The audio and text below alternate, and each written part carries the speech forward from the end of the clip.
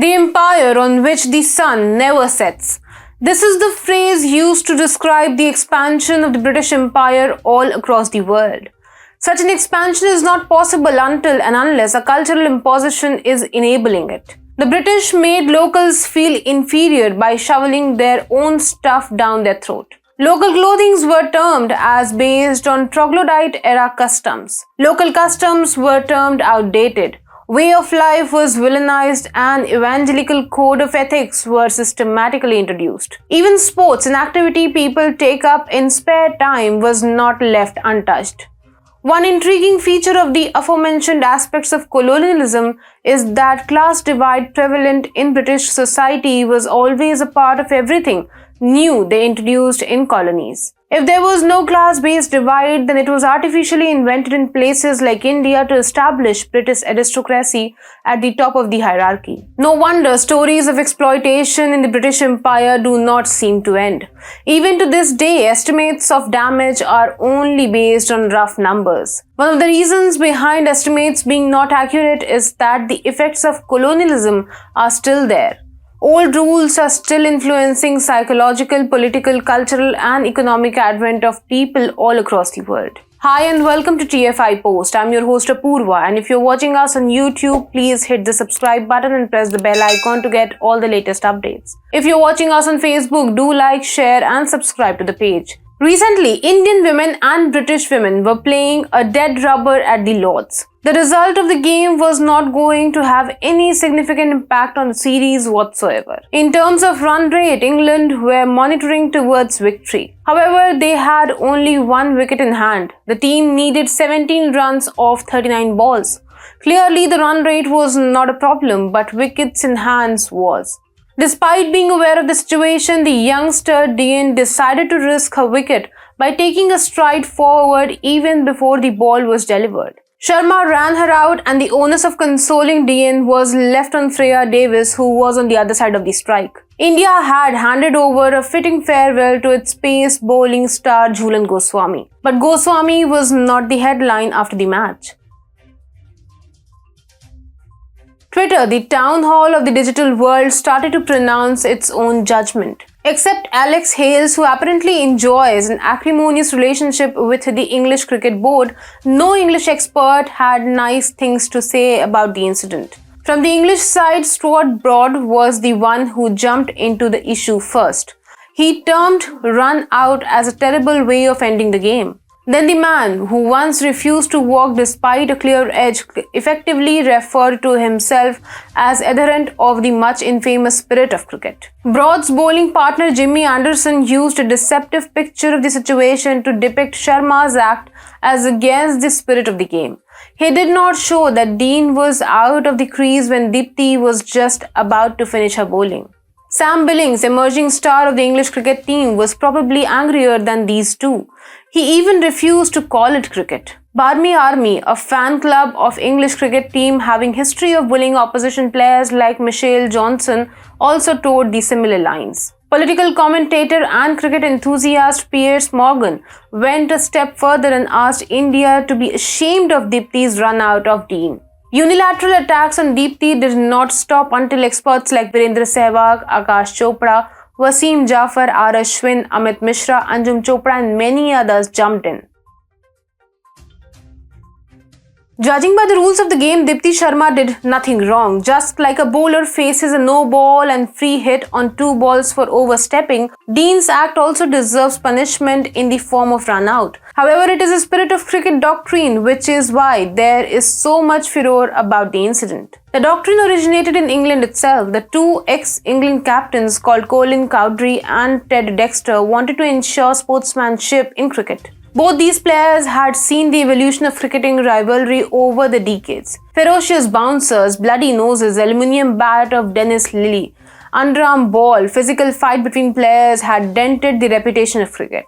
They wanted all this to end. While the bloody noses were stopped by irrational rules regarding bouncers, other phenomena were proving tough to stop. To give institutional credibility to the figments of their imagination, a preamble was written by Marylebone Cricket Club, the chief rule-making body of the game. It appealed to every stakeholder, but especially players, to maintain the spirit of the game. The preamble is designed to protect the gentleman status of the game, which is a tag attached to the game since its inception. In today's time, it is tough to understand why it is called a gentleman's game, and frankly, it sounds like an outdated concept. Apparently, the concept is another example of cultural imposition by the Britishers. To fully grasp it, let us understand the evolution of the game. Cricket was originally a game with curved bats and ball. Initially, it was only a children's game. Soon, the elders saw it and started playing it for fun. For the initial 200 years, only underarm bowling was a norm. Soon, the game started to get more popular. With the spread to other geographies, the game itself evolved, and by 1760s, pitching the ball through air became the norm. The innovation introduced the concept of pace, bounce, seam, swing, spin, and many other advantages for the bowlers. The first effort to write the law of cricket was in 1744, and later, after the foundation of the Marylebone Cricket Club in 1787, MCC published its first revision of the laws and became the guardian of the game regulations. Within no time, the game spread to the upper class aristocracy of England. Like today, the upper class of England was not much into physical domain. They did not want to toil hard and only earned bread and butter through mental jugglery. Additionally, they also feared losing life in more physically competing sports such as football, rugby, boxing, and other combat sports. Cricket did not offer such a great risk. The upper class of England found it easier to adapt to the game. Non-violence, the hallmark of a morality for them, was a key feature of the game at that time. As soon as the upper class adapted to it, elders of other classes like upper middle class, lower class, among others, also started to play cricket. Even in the game, British class divide creeped in. Broadly speaking, there were only two classes in the British society. Upper class, which was more educated and took physical exercise just to stay fit, and the working class, which used to survive on daily wages earned by indulging in industrial units. The players belonging to the upper class were called amateurs, while those belonging to the working class were called professional players, who earned their livelihood by playing. The upper class, on the other hand, did not take anything other than travel and food expenses to play a match. Amateurs also reserved the word gentleman for them, while professional cricketers were called players. By calling themselves gentlemen, amateurs introduced various codes of ethics. For instance, to keep players cool and not let heat of the game take over, composure and solid temperament were promoted. Similarly, respecting captains, teammates, authorities, opposition players were also introduced by them. Now it is tough to say whether the concept was introduced to maintain a disciplined environment or it was a result of the fear of physical assault by the players. Professionals mainly belonged to the underprivileged backgrounds and often found it tough to intermingle with amateurs even on cricketing terms. They were physically more threatening and bowled with rapid pace, something which was not foreseen by amateurs. There is a reason why first Australian bowling great Frederick Spofford was termed as the demon bowler. English batsmen, mainly composed of amateurs, just could not face the menace and so found it easier to villainize. Amateurs belonging mainly to privileged backgrounds mainly used to engage in batting. For them, bowling was considered lower in the rank order of artistry. This is the reason why even today the rules of the game are more titled in favor of the batsman. Rules are only an outcome of the existing morality of the surroundings. Gentlemen of the game had already set the base by introducing their own moral standards. The moral standard was nothing but a blatant discrimination against bowlers. Bowlers were people mainly belonging to the working class of the era. Though running out batsmen was illegal from the early days, it has been immoral from the day the first rule book came into game. But amateurs never had any qualms in breaking their own established morality barriers. For more than 5 decades, players from underprivileged backgrounds did not engage in running out non-strikers. The jinx around it was broken by an amateur named Thomas Barker in 1835. He ran out George Bygent of Sussex in 1835, more than 100 years before we knew Mankading effected such an incident. Later, controversial English amateur captain Douglas Jardine also encouraged his players to adopt the same strategy, but somehow there is no evidence of his players using it. But Jardine was one of the expert amateurs, or should I say gentleman, in breaking the jinx around gentlemanliness. In the 1920s, Donald Bradman was dominating English bowlers like never before. Jardine asked his bowlers to bowl bouncers to Aussies on body line, a practice which effectively was not used as it could cause death of the batsman.